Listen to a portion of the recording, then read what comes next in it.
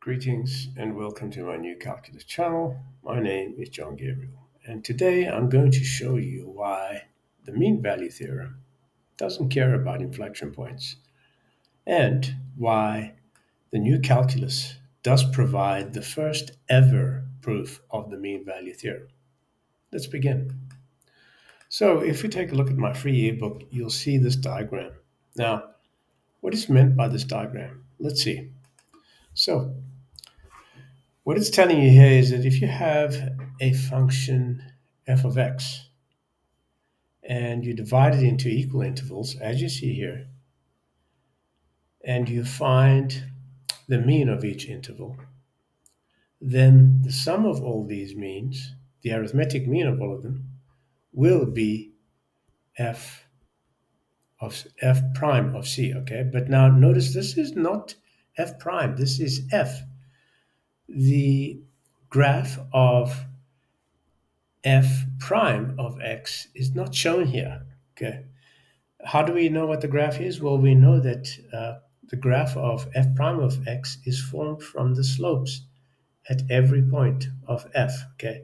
So the slope, the x value remains the same, and all that changes in the graph of f prime of x is that the y value contains the slope, okay, which is somewhere here on the graph, right?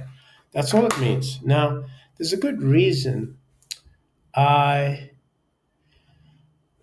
I normally write the mean value theorem, and in fact, even when mainstream write the identity of the mean value theorem, they write this.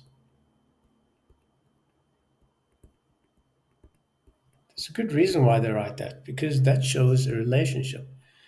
But the confused imbeciles don't understand when they do this that they're not following the same line of argument when they say f of b minus f of a is equal to the integral from a to b of f of x dx. Okay, that doesn't tell you immediately what the relationship is between this function and this function. That's why it should never have been written this way. But of course, mainstreamers have never understood calculus. So how should it have been written? Well, first of all, this should be a little f, and this should be f prime. And that tells you exactly the meaning, right? So let's continue. Now, in the previous diagram, it's divided into equal partitions, and the point C is the abscissa of the arithmetic mean f prime of c of all the vertical line lengths. Notice I said all the vertical line lengths. Now you'll say, whoa, how do you know? Well, the only way to know is by letting f prime of c equal to something and then showing that the right-hand side reduces to f prime of c, okay? That's the only way you can show it. So we will prove shortly that this definition of the new calculus derivative, which by the way is based on the mean value theorem, so all those moronic professors like Jack Hazinger and Gilbert Strang and all those other morons who claimed it's not right, were actually stabbing themselves in the eye. Okay, so it is required to prove that the arithmetic mean of the gradients of the purple tangent lines, okay, is equal to the gradient of the blue tangent line at C, is equal to this gradient here, this one here. Okay, so let's go to the paintbrush. So we're saying that the arithmetic mean of all those is equal to this gradient.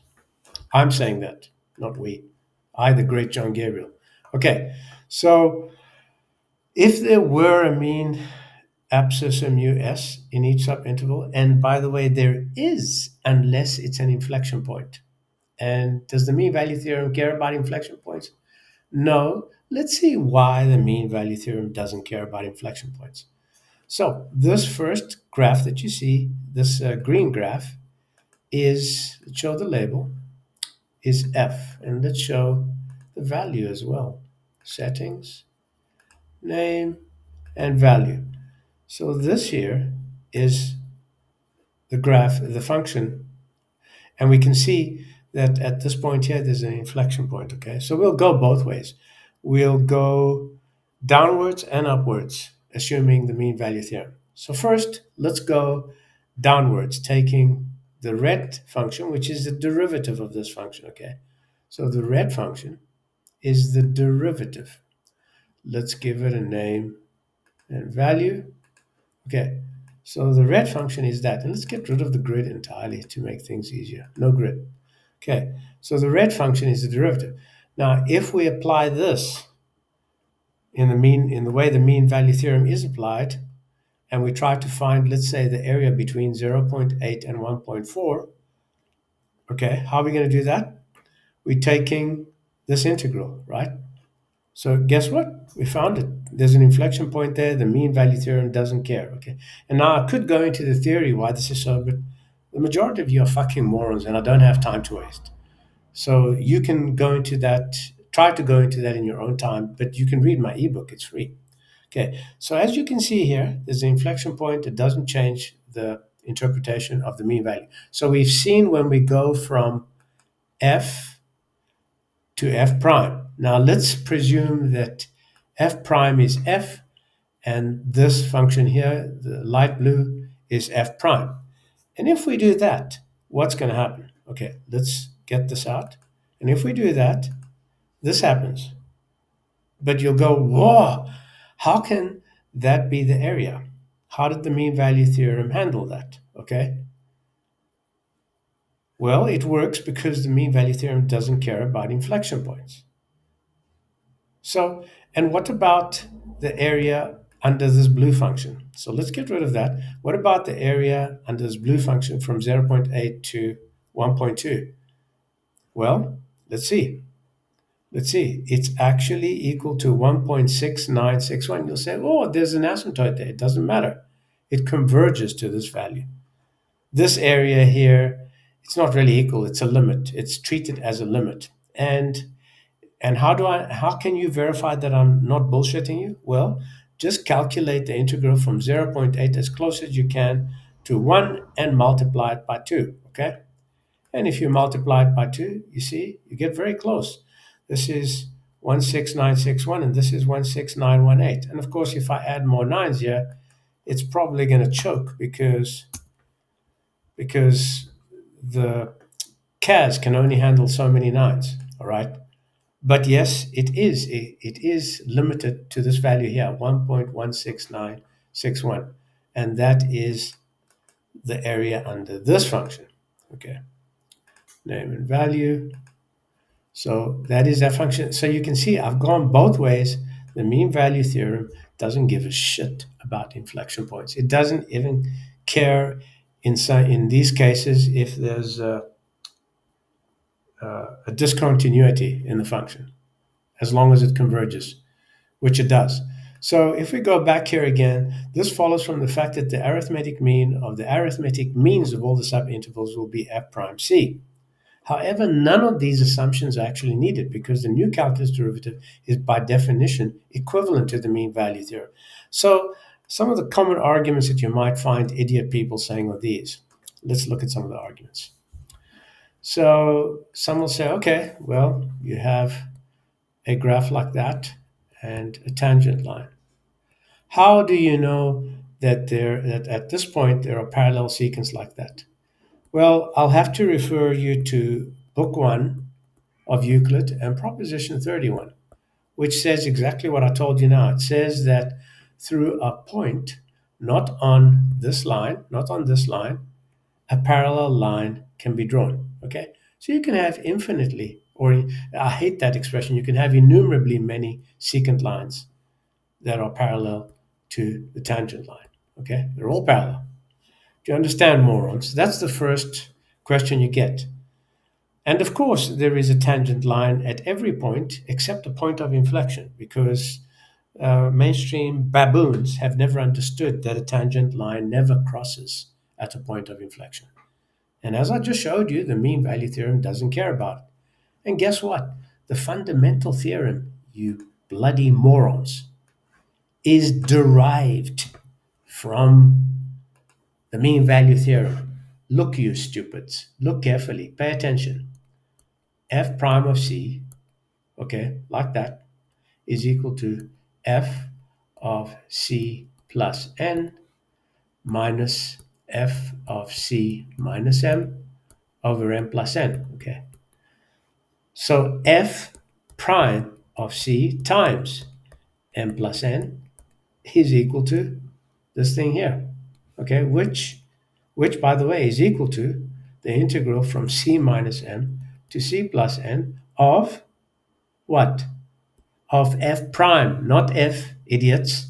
Okay, get these right in your head. Dx. So this here is the correct statement of the fundamental theorem. So let's carry on with the ebook. So now it says, however, none of these assumptions are actually needed because the new calculus derivative is by definition equivalent. So at any rate, if these assumptions are incorrect, then the following reasoning will result in a contradiction. So let's see. So let f prime of c be equal to the mean, okay? And we'll only work with the right-hand side here. So did you hear what I said? I said we'll only work with the right-hand side. Whoops, didn't mean to do that. Anyway, the right-hand side, okay, which is the sum of all the f prime mu subs, and show that it's equal to that. And so very easy to do that. Okay, we begin with the definition. This is the definition of this statement here that you see, the sum from s equals 1 to k, and we expand it, as you see here, like I've done here. And then we replace each of these by the new calculus derivative. Okay, and all these terms telescope out, leaving you with exactly the value that I said it would be this year. Okay, so I have proved to you for the first time in your miserable, rotten, ignorant, stupid lives what is the proof of the mean value theorem. You've never had a proof like this. Okay, what you find on Wikipedia is a load of shit. It's not a proof. So note that it does not matter what k we choose. The arithmetic mean is always the same. If you're a math professor, sit up straight, you idiot. If you were in my presence now, I'd smack you hard so that you pay attention. Even if you're a math professor or a calculus teacher, you need to pay attention, moron. Thus, for the purposes of quadrature, the seemingly impossible task of finding the arithmetic mean of innumerably many y-ordinates is accompanied or is accomplished by a reducible or telescoping sum. I revealed this. Okay, I revealed this. Here's the definition of it. So I hope now that you understand what the mean value theorem is and its proof, which I've demonstrated here 150%, and that you're able to continue from this point onwards to learn calculus the correct way, not like the BS that you taught in mainstream calculus using the flawed theory of limits and epsilonic inequalities, etc. That's all garbage. So if you're not already a subscriber to my channel, become a subscriber. This is my channel. Click like. I do know better than you or anybody else, idiot. I don't give a shit what you think. If you're about to write a comment in my comment section, even before you do, fuck off. I'm John Gabriel, and this is a new calculus channel. Till next time, goodbye.